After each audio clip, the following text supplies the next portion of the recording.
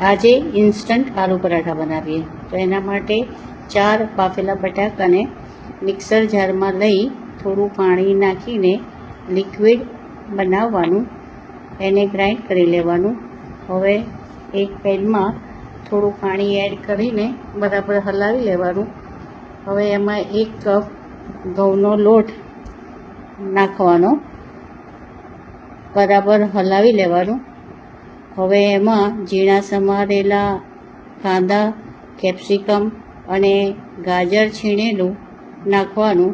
બધું જ બરાબર હલાવી લેવાનું. હવે એમાં જરૂર પ્રમાણે મીઠું, ચીલી ફ્લેક્સ, ઓરેગાનો, મરી પાવડર, આદુ, મરચાં, લસણની પેસ્ટ એડ કરવાની.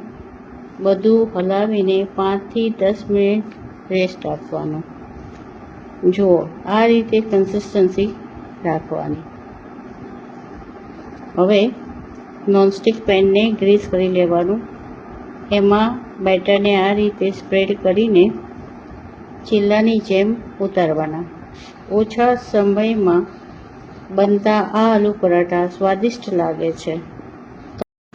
લીલી ચટણી સાથે સર્વ કરીએ.